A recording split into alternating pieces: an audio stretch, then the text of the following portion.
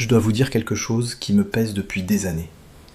Et je sais que le jour où je le dirai publiquement, certains de mes collègues ne vont pas aimer. Mais après plus de 20 ans à travailler comme médecin, après avoir vu ce qui arrive aux gens quand ils suivent toutes les recommandations médicales sans réfléchir, je ne peux plus rester silencieux. Je suis le docteur Charles, et aujourd'hui, je vais vous dire une chose que beaucoup de médecins n'osent pas dire. Parfois, la pire décision pour votre santé est de faire trop d'examens médicaux. Surtout après 60 ou 65 ans. Je vous entends déjà penser, mais un médecin n'est-il pas censé vérifier tout ce qui est possible ? La prévention n'est-elle pas la chose la plus importante ? Oui, c'est exactement ce qu'on nous répète depuis des années. Détecter tôt, trouver un problème avant qu'il devienne grave, surveiller le corps en permanence. C'est le message qu'on entend, partout. Mais imaginez que je vous dise que ce message oublie une partie essentielle de l'histoire. La partie qui arrive après qu'on a trouvé quelque chose. Parce que voilà ce que les publicités pour les bilans de santé ne vous expliquent presque jamais. Dès qu'un examen montre quelque chose, même un petit détail sans importance, une machine se met en route. Et parfois, cette machine peut détruire votre qualité de vie. Aujourd'hui, je vais vous parler de 4 examens médicaux que je vois créer plus de problèmes qu'ils n'en résolvent. Et cela arrive très souvent chez les personnes de plus de 60 ans. Je ne dis pas cela pour vous éloigner des médecins, pas du tout. Je dis cela pour que vous compreniez bien ce que vous acceptez quand on vous propose un test. Avant de dire oui, vous devez savoir ce qui peut arriver ensuite. Mais avant d'entrer dans les détails, je dois vous expliquer une chose qui a complètement changé ma façon de pratiquer la médecine. Cela s'appelle l'effet cascade. Et une fois que vous avez compris ce mécanisme, vous ne pouvez plus l'ignorer. Voici comment cela fonctionne. Vous faites un test de dépistage. Vous vous sentez bien. Vous vivez normalement. Vous n'avez aucun symptôme. Puis les résultats arrivent. Et le rapport montre quelque chose.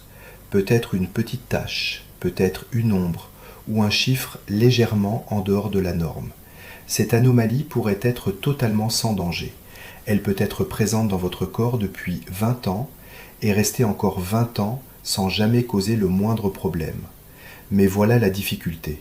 Le médecin voit cette anomalie et il doit agir, parce que s'il ne fait rien et que c'était grave, alors il vous envoie voir un spécialiste. Le spécialiste demande un autre examen, plus précis, et ce nouveau test montre peut-être la même chose, toujours pas très clair. Alors on parle d'une biopsie, parfois, d'une intervention médicale, parfois même d'une opération. Et chaque étape comporte des risques. Infection, saignement, complications, stress, inquiétude, perte de temps.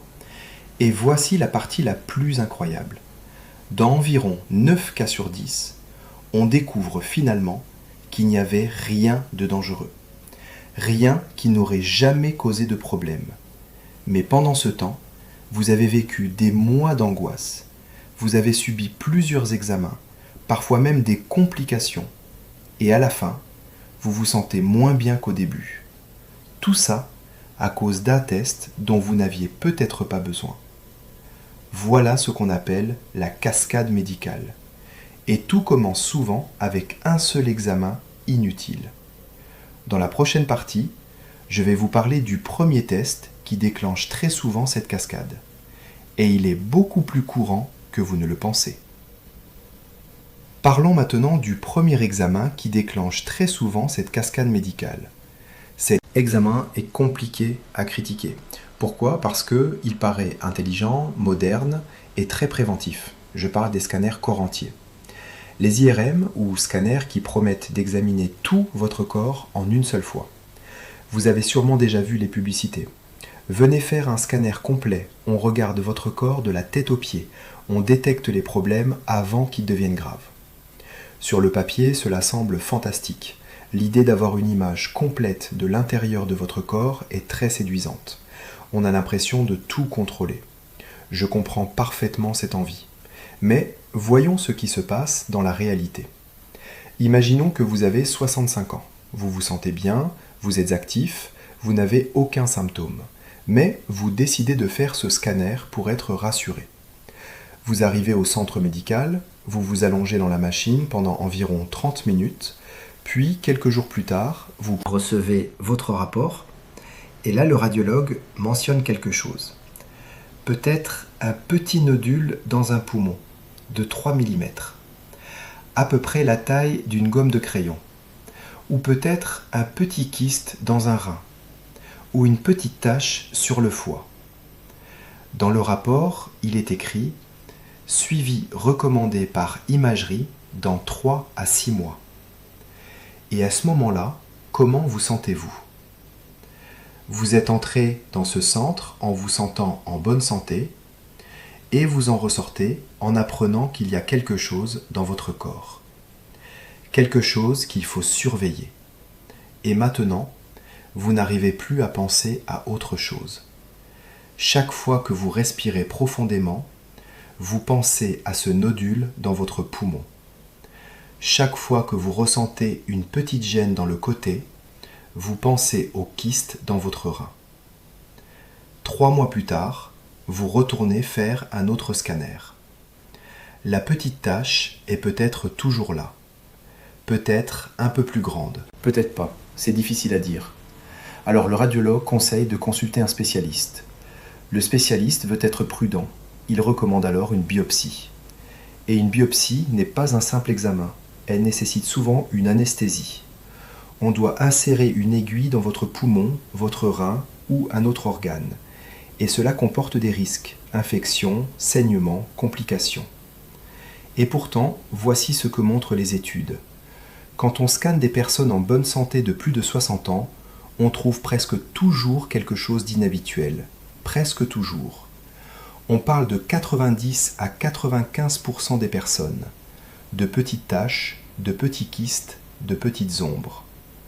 En médecine, on appelle cela des découvertes fortuites, des choses trouvées par hasard. Et la très grande majorité de ces anomalies ne provoqueront jamais aucun problème. Elles sont simplement les traces normales d'un corps qui a vécu plusieurs décennies. Un peu comme des rides, mais à l'intérieur du corps. Le problème, c'est qu'une fois qu'on les découvre, il devient presque impossible de les ignorer. Et c'est là que la cascade commence. Plusieurs études ont suivi des personnes qui ont fait ces scanners corps entier, et les résultats sont très clairs. Les personnes scannées n'ont pas vécu plus longtemps que les autres. Elles n'ont pas évité plus de maladies, mais elles ont eu beaucoup plus d'anxiété, plus de dépression et beaucoup plus de procédures inutiles.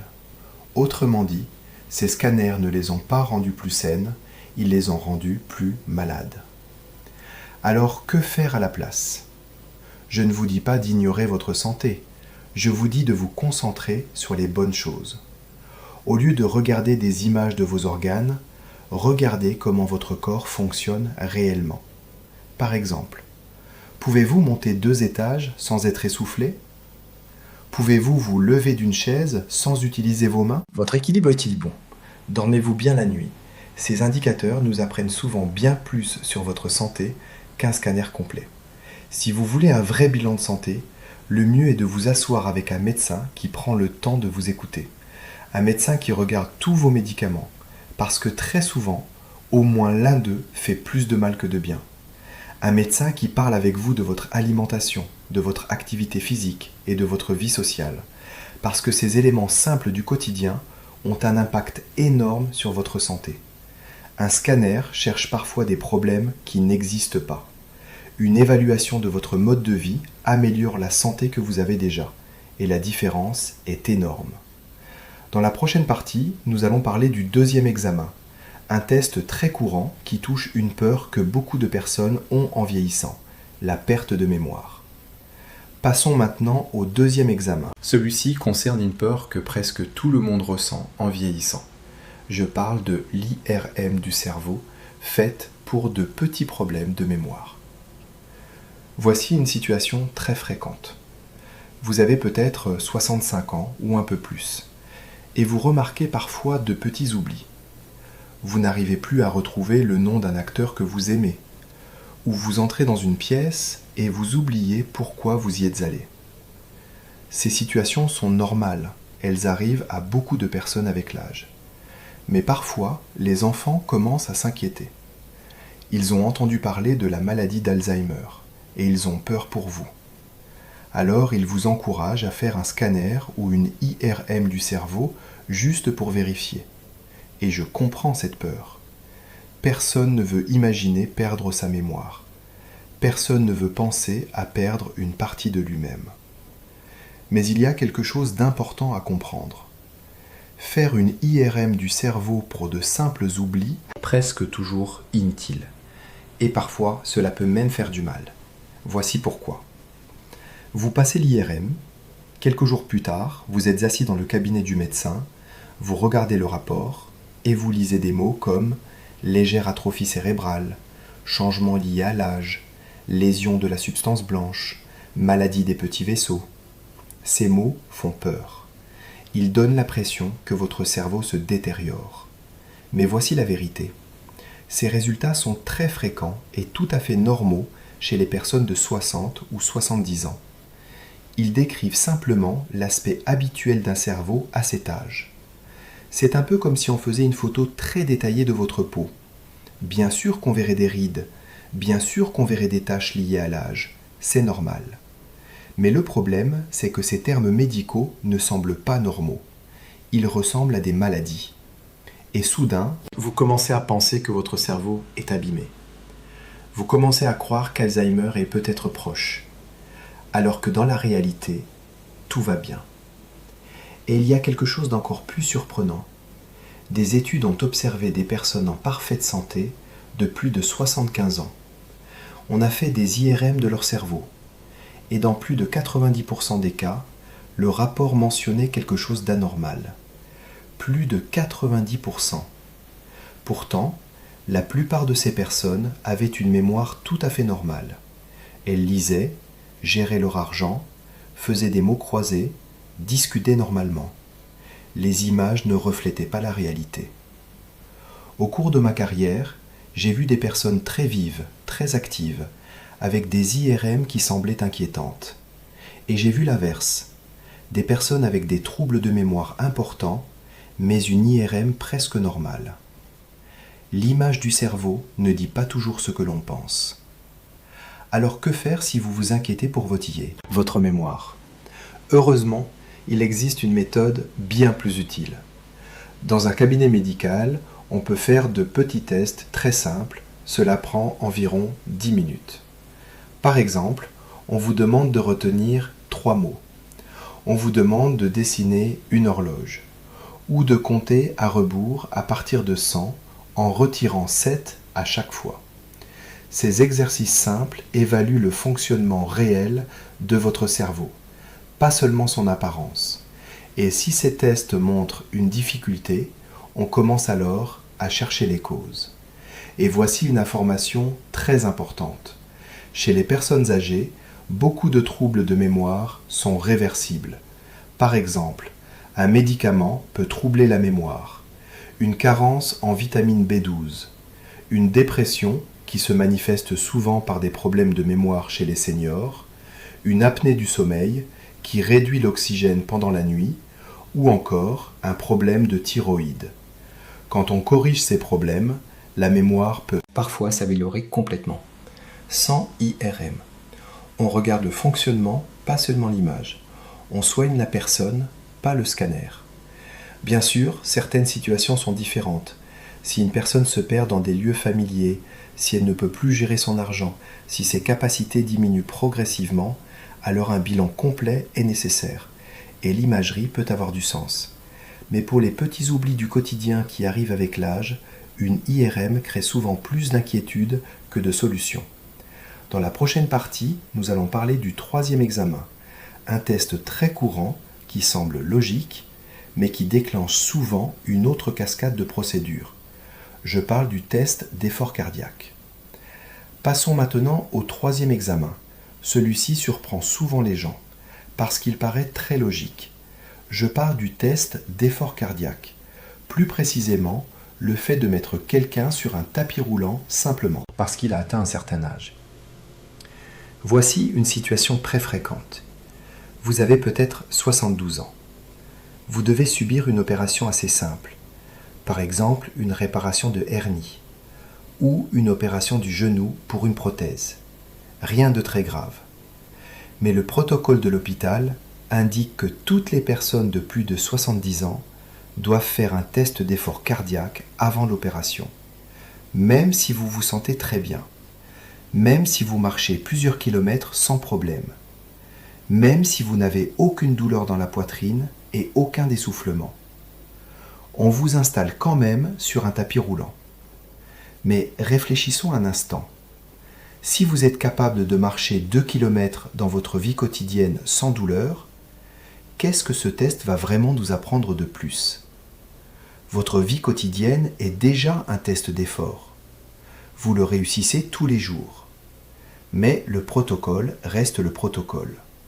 Alors vous montez sur ce tapis roulant. Et c'est là que les problèmes peuvent commencer. Chez les personnes âgées, les tests d'effort donnent souvent des faux positifs. Cela signifie que le test indique un problème alors qu'il n'y en a pas. Pourquoi ? Parce que votre cœur ne réagit plus exactement comme à 40 ans. Parce que certains médicaments modifient la fréquence cardiaque ou pour de nombreuses autres raisons qui ne sont pas liées à une vraie maladie du cœur. Mais une fois que le test revient anormal, la machine médicale se remet en marche. On vous programme alors un cathétérisme cardiaque. Cela signifie qu'un médecin insère un tube dans une artère pour aller jusqu'à votre cœur et observer les vaisseaux sanguins. C'est un examen invasif et comme toute procédure, il comporte des risques. Très souvent, quand on regarde le cœur à ce moment-là, on trouve exactement ce qu'on s'attend à voir dans un cœur de 70 ans. Un peu de plaque dans les artères, un léger rétrécissement, mais rien qui nécessite une opération ou un stent, rien qui était sur le point de provoquer une crise cardiaque. Pourtant, vous avez subi une procédure invasive, et parfois, quelque chose d'encore plus grave se produit. On vous colle l'étiquette de patient cardiaque, on vous prescrit plusieurs nouveaux médicaments, et surtout, votre confiance disparaît. Avant, vous jouiez peut-être au tennis, vous marchiez beaucoup, vous étiez actif, mais maintenant, vous avez peur de faire trop d'efforts. Le test qui devait vous protéger vous a finalement volé votre tranquillité. Alors quelle est la meilleure alternative ? Écoutez votre corps, c'est souvent le meilleur test d'effort qui existe. Si vous pouvez monter des escaliers, marcher à bon rythme et faire vos activités habituelles sans douleur dans la poitrine ni essoufflement inhabituel, votre cœur vous donne déjà une information importante. Il vous dit qu'il fonctionne correctement. Bien sûr, certains symptômes doivent toujours être pris au sérieux, par exemple une douleur dans la poitrine pendant l'effort, un essoufflement inhabituel, des vertiges ou une fatigue soudaine. Dans ces situations, oui, un examen cardiaque est nécessaire. Mais si vous voulez connaître votre risque futur, il existe parfois un outil plus utile. On l'appelle le score calcique coronarien. C'est un scanner très rapide, cela dure environ 5 minutes, pas de tapis roulant, pas d'aiguille, très peu de rayonnement. Ce test mesure la quantité de calcium dans les artères du cœur. Ce calcium correspond au cholestérol durci. Le résultat est un simple chiffre. 0 signifie que le risque de crise cardiaque dans les prochaines années est très faible. Un chiffre élevé signifie qu'il faut renforcer la prévention, améliorer l'alimentation, faire plus d'exercice, parfois prendre des médicaments. La grande différence est la suivante. Le score calcique vous informe sur votre niveau de risque. Il aide à prévenir les problèmes, il ne vous envoie pas immédiatement vers des procédures invasives, il vous donne des informations pour faire de bons choix sans vous plonger dans une cascade d'examens. Alors ne laissez pas quelqu'un vous mettre sur un tapis roulant uniquement à cause de votre âge. Faites confiance à ce que votre corps vous montre déjà chaque jour. Maintenant, parlons du 4e examen. Et celui-ci est souvent très discuté. Je parle de la coloscopie après 75 ans. Parlons maintenant du 4e examen. Et je sais que ce sujet peut être sensible. Je parle de la coloscopie après 75 ans, surtout quand les examens précédents étaient normaux et qu'il n'y a pas de facteur de risque particulier. Je veux être très clair dès le début. Je ne suis pas contre la coloscopie. C'est un outil médical très utile. Je la recommande souvent à partir de 45 ou 50 ans, parce qu'elle permet de prévenir le cancer du côlon. Pendant l'examen, on peut retirer des polypes avant qu'ils ne deviennent cancéreux. Donc si vous avez la cinquantaine ou le début de la soixantaine et que vous n'avez jamais fait cet examen, il est important d'y penser. Mais il faut comprendre une chose essentielle. Chaque examen médical est un équilibre entre les bénéfices et les risques. Et cet équilibre change avec l'âge. Le bénéfice principal d'une coloscopie est de prévenir un cancer qui, en général, met 5 à 10 ans avant de devenir dangereux. Mais si vous avez 78 ans ou 80 ans, la question devient différente. Le bénéfice est-il toujours plus grand que les risques ? Parce que les coloscopies comportent aussi des risques. Et ces risques augmentent avec l'âge. Il y a d'abord la préparation. Il faut boire un liquide assez désagréable qui vide complètement l'intestin. Cela oblige souvent à passer la nuit aux toilettes. Chez une personne âgée, cela peut provoquer déshydratation et grande fatigue. Ensuite, il y a la sédation. Chez les personnes âgées, l'anesthésie légère peut parfois provoquer de la confusion ou des problèmes respiratoires. Mais le risque le plus sérieux est un autre. Il s'agit de la perforation du côlon. C'est une déchirure dans la paroi de l'intestin. Avec l'âge, cette paroi devient plus fine. Après 75 ans, le risque de perforation peut doubler ou même tripler. Et une perforation est une urgence médicale. Cela peut nécessiter une opération immédiate. Parfois même la pose d'une colostomie, c'est-à-dire une poche pour les selles. Pour une personne de 80 ans, ce type d'opération peut parfois changer complètement la vie et mettre fin à l'autonomie. Il faut donc comparer ce risque avec le bénéfice attendu. On essaie de prévenir un cancer qui mettrait plusieurs années à devenir dangereux. Mais si l'espérance de vie est inférieure à 10 ans, le calcul devient différent. Dans ce cas, il est parfois plus probable d'être blessé par l'examen que sauvé par lui. C'est pour cela que de nombreuses recommandations médicales conseillent aujourd'hui d'arrêter le dépistage systématique entre 75 et 85 ans. Bien sûr, il existe des exceptions. Si vous avez des antécédents familiaux de cancer du côlon, si vous avez déjà eu des polypes ou si vous souffrez d'une maladie inflammatoire de l'intestin, alors la décision peut être différente. Mais pour une personne sans risque particulier, continuer les coloscopies régulières jusqu'à un âge très avancé peut parfois faire plus de mal que de bien. Alors que faire à la place ? Faut-il ignorer la santé de son côlon ? Absolument pas. Il faut simplement passer d'un dépistage invasif à une surveillance intelligente. D'abord, soyez attentifs aux symptômes. C'est très important. Par exemple, un changement durable dans vos habitudes intestinales, du sang dans les selles, des douleurs abdominales inexpliquées, une perte de poids inattendue ou une anémie. Dans ces situations, l'âge importe peu. Une coloscopie devient alors nécessaire pour comprendre ce qui se passe. Ensuite, il y a une autre chose très puissante, l'alimentation. La meilleure chose que vous puissiez faire pour votre côlon est de manger plus de fibres. Les fruits, les légumes, les légumineuses, les céréales complètes. Les fibres nourrissent les bonnes bactéries de votre intestin. Et ces bactéries produisent des substances qui protègent contre l'inflammation et le cancer. Essayez de manger plus de lentilles, plus de brocolis, plus de flocons d'avoine, plus de pommes. C'est une prévention simple, naturelle et bénéfique pour tout le corps. Le message est donc le suivant. Faites vos coloscopies quand elles sont vraiment utiles, surtout jusqu'au début de la soixantaine. Ensuite, pour beaucoup de personnes, il est plus raisonnable de surveiller les symptômes et d'adopter une alimentation protectrice. Nous venons donc de voir 4 examens médicaux qui peuvent parfois provoquer plus de problèmes qu'ils n'en résolvent, surtout après 60 ans.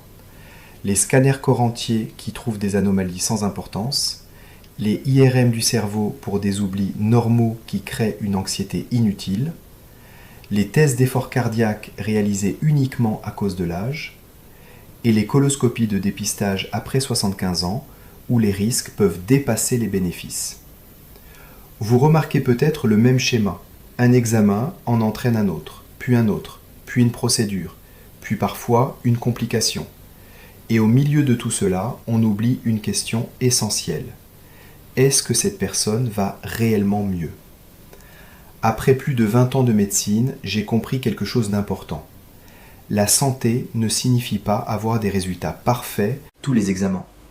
La vraie santé, c'est la capacité de vivre sa vie, pouvoir marcher, lire, profiter de ses proches, jouer avec ses petits-enfants, sortir sans peur. À 65, 70 ou 80 ans, l'objectif n'est pas seulement de vivre plus longtemps, c'est surtout de vivre mieux, avec indépendance et dignité. Et parfois, la meilleure façon de protéger cette qualité de vie est simplement de dire non à un examen inutile.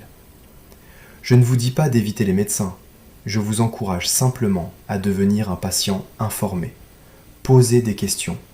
Quand un examen vous est proposé, demandez « Pourquoi cet examen est-il nécessaire ? Que se passera-t-il si le résultat montre quelque chose ?